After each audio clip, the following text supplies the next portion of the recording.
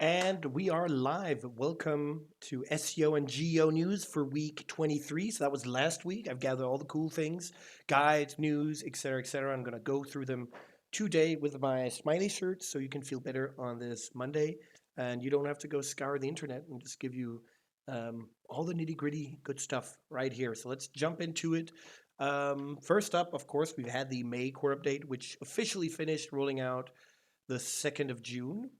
And of course, Aleda Solis always quick with the analysis here. So I'm going to go through quickly, have a read again. The format is I explain to you if it's important or not and why, highlights, and then we move on. But things that stood out here is canonical reference brands gained while reference to aggregators and tools declined, which is interesting, again, depending on your niche and your clients. Um, and I like the practical takeaway again here. Audit whether your page is the best default destination for the query in its market and format. So I like that, the market format, those are two things. And also it looked like, I didn't really highlight this, but UK e-commerce rebalanced toward local market CTLDs. So again, I remember a long time ago, there was this analysis on how e-commerce was doing better across borders, but informative intent was better locally, like you would need a TLD, translated, etc. I'm not sure if that was a year and a half ago, maybe two, so long time ago, but like I guess market is an important factor, translation, etc. So that makes sense. Anyway, moving on. This one, okay, this is just completely dominated. Like everybody talked about this on Twitter and LinkedIn. It was like almost spam at that stage. We're getting a generative AI performance report. Now, I haven't seen this yet. I guess they're rolling it out two different markets slowly or each in its own time. But we can look at the screenshot here. Generative AI. Now, again, it seems to only give us impressions, not clicks, not rankings. So I guess we're not getting exactly what we want, but I feel like this is a first step towards what we want to end up. So good on you, Google. Thank you. And add more metrics, please, and dimensions. That would be great. But overall, yeah, this is good news, I would say. Also, yes, let me quote the person here. But very interesting how Microsoft put in an official slide that LLMs reducing clicks and website visits. And the reason it's a holy moly is because Google decided to say the opposite. Like, no, no, no, it's better quality of traffic. It doesn't change, la, la, la. So they're very much against that. And I feel like, okay, Microsoft is a big player and they can actually be honest about this. So maybe Google, you should too, because every third-party analysis has showed the opposite of what you're saying, Google. Not sure you're listening, but yeah, anyway. So just an interesting point here. And this one is big as well. So this Lily Ray here noticing how Google is interpreting your self-promotion listicles. What is that? You say, Fred? Well, good question. It's when you're on your own website, let's say you're a SaaS software, um, you're on your own website and you make a top 10 best, XXX software tools, right? And so you do this top 10 list. And again, you could be very honest about you and your competitors and the differences. But most cases, what I've seen is the people who do these listicles put themselves in the top and they may be a bit generous on the things. But again, you can do, I feel like if you compare yourself to a competitor, very detailed way, like they're cheaper, they're better for small brands, we're more enterprise. I feel like that's a fair comparison. And I think those are not as risky. Like do a comparison page. And that has high intent. And if you're being honest, we're good. The self-promotion listicles though, and you're in the top as number one, that seems a little bit unbiased. And I feel like, sorry, biased. I mean, and in this case, it was very popular to as a tactic, not a strategy, a tactic um, to like get cited in LLM, specifically ChatGPT. So people were kind of using these, and again, it worked. I've talked to people where they say we got conversions from it, great. But now Google is coming in and saying, yeah, let's ignore the first one, the own brand. So your own brand, it's going to use the other brands and cite them, but not your own, which is kind of a funny way. Instead of just saying, no, this is self-promotional, we don't trust you, let's trust the aggregators, which I would have done. I think that's a more strict version. It's kind of like they're trolling and saying, yeah, we'll use your little listicle, but we won't mention you. And it's kind of a little fuck you to the people doing this, and I kind of find it funny, but not strict enough in my opinion. However, if you have these and you have a strong brand, I would suggest removing it right now. even if it gets you some conversions, because maybe this is a sign that Google will mark this as a red flag spam. You don't want that signal on your website, especially if you have a strong brand, right? You can actually hurt your brand because of this and being flagged. So really not a good idea, I would say. All right, next up, you can see, well, here's how you can see if competitors are advertising in ChatGPT. And again, one thing they mentioned is there's plus 600 advertisers actively by spring, which is not a lot, but that's still something. So again, this question should come up if you're a company. Should we be advertising in ChatGPT? This doesn't go into how to do that, and I'm pretty sure there's some keyword matching and stuff, so that's okay. Which for prompts might be more dangerous than in Google. That's a tough one there, but I don't know how much information here. I'll get into that maybe. But here's exactly how you can check if your competitors are doing it. And then also just one thing that I didn't know this, but they clear your label as sponsored. I haven't seen any ChatGPT ads, but I have a paid as well. So they have sponsored card. They contain headlines, 19-word body, advertiser name, favicon, and link. So kind of classic there, but I didn't know that. I've never seen them. But it just shows you how you can go through and check if your competitors are doing it. If they are, maybe you should too. Here's a new open standard. I feel like AI is bringing in a lot of new open standards, which is great. This one is called EntityMap, and I guess it's just one JSON file that can kind of give your overview of your entities and the relationship for like RAG purposes, retrieval augmented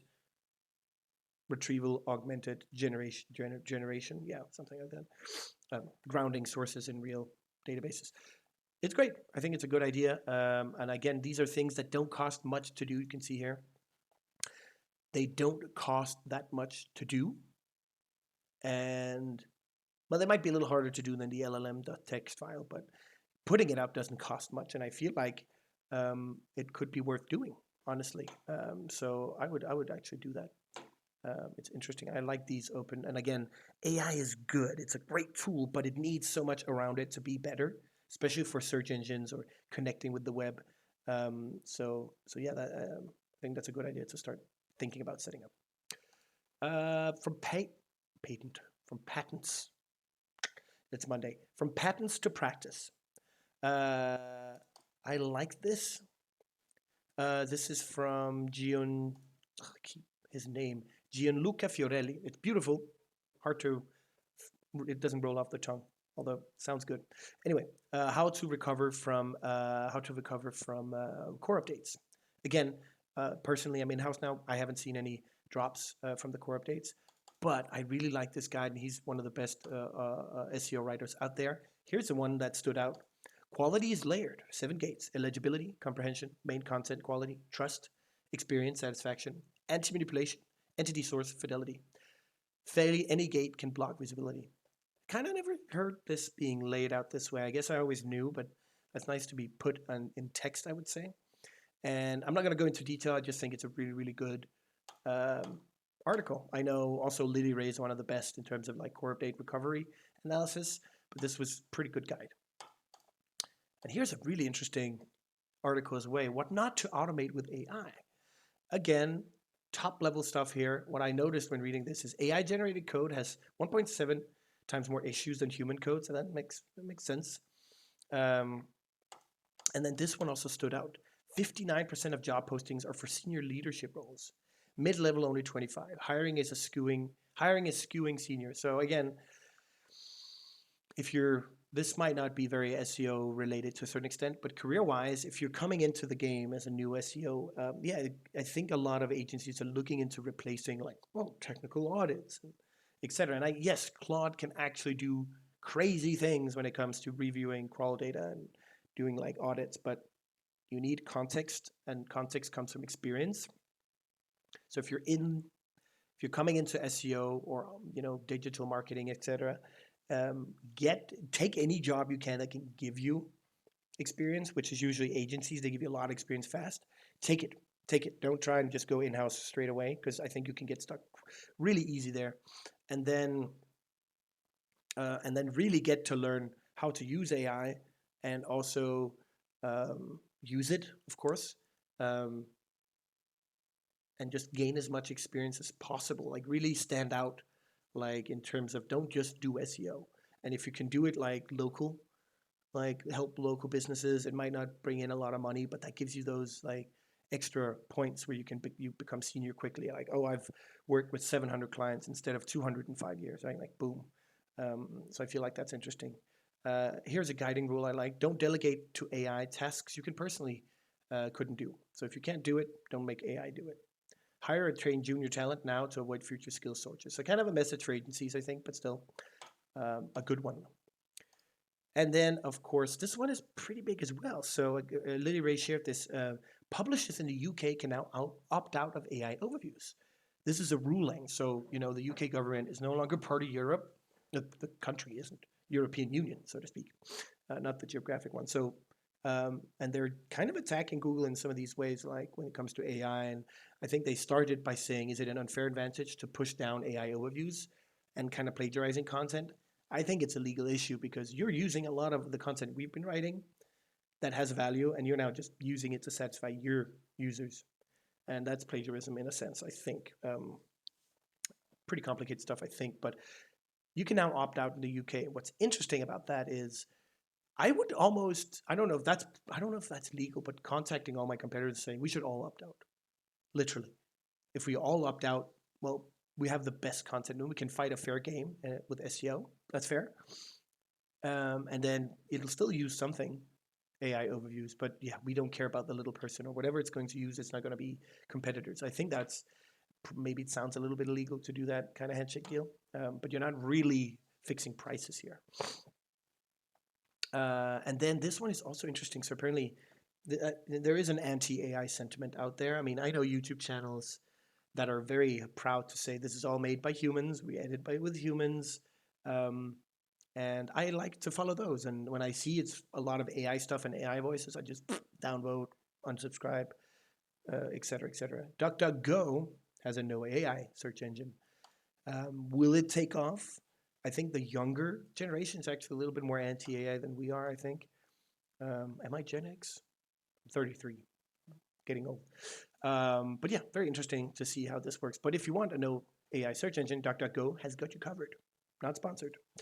It sounded a bit like that. And then finally, a last piece of news here is also from Eleda Solis. And again, it's about AI, and it's talking about how everyone can vibe code an app now, but nobody seems to be using them. You can see the app releases versus usage and app reviews. And it just goes to show how important marketing and shipping and messaging is, and design and brand identity. And I think this is where SEOs can come in and become valuable because AI can do technical audits probably pretty well. And if you train it on the website and a bunch of things, you can communicate with it, and it can replace junior SEOs. But what it can't replace, I think, is the creativity of digital PR, good digital PR, marketing, brand identity, and yeah, differentiating products. I think it can help you brainstorm, but I think the human is still a bigger part of the loop there.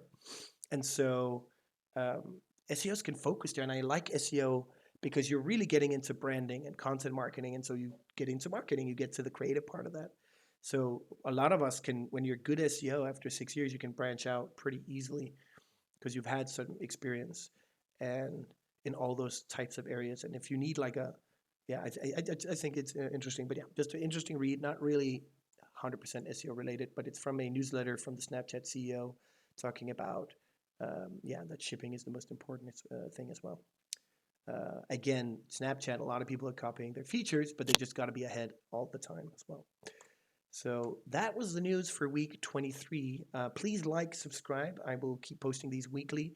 In the video description, you've got all the links to all of these good stuff with a headline, short introduction, so you know what you're getting into. You can share it with people easy, just copy paste. And yeah, if you want something different, just leave a comment. Otherwise, have a great week, and I'll see all you lovely folks next week.